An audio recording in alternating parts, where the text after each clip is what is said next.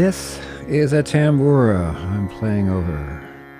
Tambura is a East Indian origin instrument, and I think it makes just a beautiful background for Native American flute. I'm actually playing it over this, I've got it off on my left side here, this Electronic Tamboura. But before we get into that, I'm going to get into what a real tambura looks like.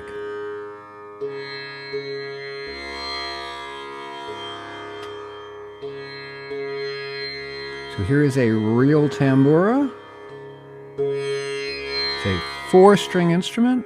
There's no frets. Usually I hold it vertically. There we go. That's I didn't want to get it in the way of the microphones, and I wanted you to see the whole instrument. It's got 4 tuning pegs up top for these 4 strings. The strings are very far from the neck of the instrument and the body of the instrument, and they sit on a bridge, and they're usually tuned to, if you saw the dominant, they're usually the dominant flute cast that we had a couple of months ago. They're tuned to the perfect fifth. That's the first note, and then the root notes. So they are tuned to these notes of the flute. They're tuned to, the first string is tuned to this note. Let me switch to the close-up camera. The first string is tuned to this note, and then the rest of them are tuned to this note and this note, the root and the octave. So if you want to tune your tambura, that's the tuning that's classically done. We'll also look at tunings where you tune it to this note, the subdominant, or the fourth, and then this note, and the top note. Actually, this note, and then the bottom note for the last note. Now, the way I'm playing it, and I'll still use the close-up camera here, the way I'm playing it, and I usually play it vertically, is just to put my finger on the strings and press down a little bit and roll my finger off. And I am using 3 different fingers. That's the way I was taught to play it. I'm just putting it, rolling it off. And the reason I'm pressing it down is that's what gets you that characteristic meow sound. If I plucked it sideways, I'd get kind of the sound of a plucked string on a cello or a guitar. But when I press it down, I get that twang, and that results from the string vibrating up and down off this bridge.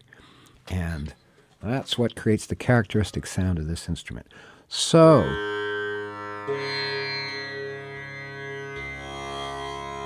that's the instrument. The tuning pegs up at the top.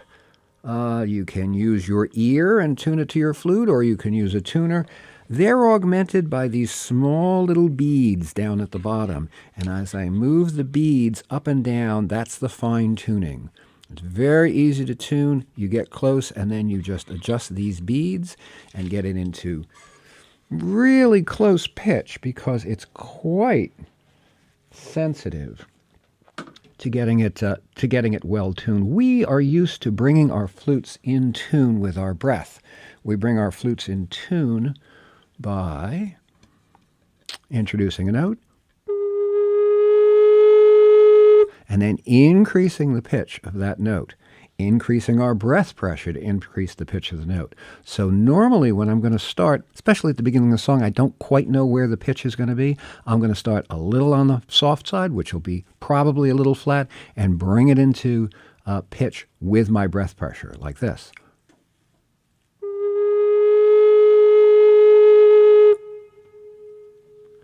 That's the way I'm going to do it. Can't do that with a string tambura. However, we're going to go back over to the electronic tambura and introduce that a little bit more. Okay, this is physical electronic tambura. Ragini is a very popular model. It's about 6 inches wide, 6 inches tall, and maybe 2.5 inches deep. And it does have a speaker in front that I've covered up because I'm routing this electronically. off on the side, pointing to the side there, there's an 1/8-inch connector, which is a headphone connector. And you can plug headphones in, or you can plug an external speaker into it, and I've just routed that directly into my sound system. So that's what you're hearing. And I've got a volume control down here. I'm bringing that in, and let's hear that.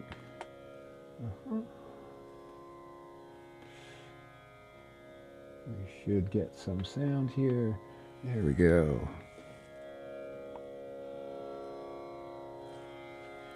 And what we have up here is a tone control.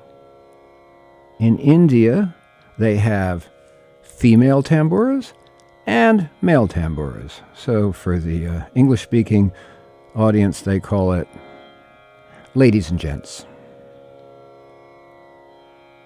And I usually keep it on the gents side. What I've got over here is tuning. I can tune, and you can see the bottom note is tuned to C sharp. Okay, there's between the little dot between the C and the D, that's C sharp up there. It's a half step up. And this is a C sharp. This is a C sharp Native American flute, Brent Haines, Woodsounds Flutes. And so this is going to tune it to the root, the fifth, and the octave. Because we have this selected pa, and pa in Indian music is the same as Western music's fifth, or the dominant, the middle note. If I click this, I'll get ma, which is the subdominant, or the fourth, and that on our flutes is this note. So now, listen to the sound of this against the middle note, and then I'll go down and play the fourth, which is what we're now playing, the subdominant.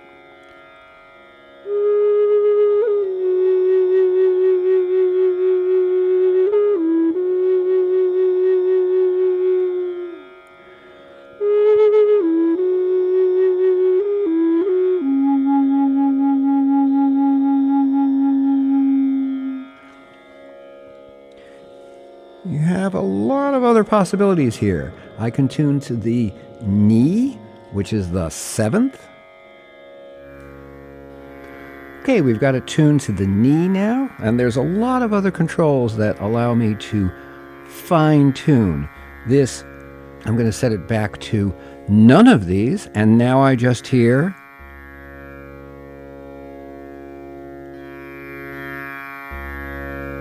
just the root and the octave. There's no other note. It's just missing that first note. Just keeping it in that. If I bring it down to C, I go a half tone lower. And this allows you to select any flute you want. There's an A minor flute. And I can bring back in the pa. That's kind of on the low side.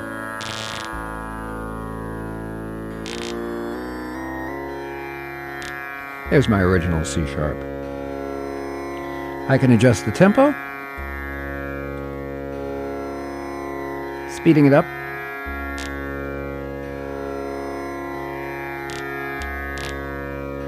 Really speeding it up.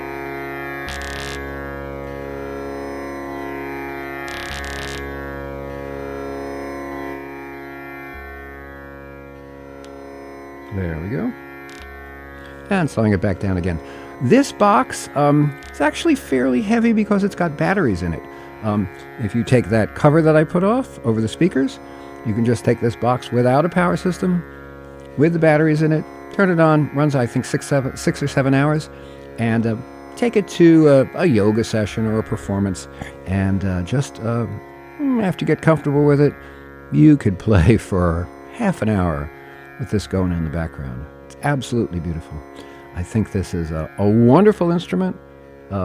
As an accompaniment instrument, There's a lot of other ways to do this. You can go out and find recordings. I'm sure there's recordings of tamburas out on YouTube that you can get, and put it in your iPod backing track. Maybe do some pitch shifting. We've talked about Amazing Slowdowner as a phenomenal pitch shifter. You could use that as your music player, and so you could just play it as long as you want, and when you're done playing, just turn the volume down. So I hope this helps you out. I hope you can use this to enhance your music, and I look forward to seeing you, hopefully, at a workshop someday. Bye now.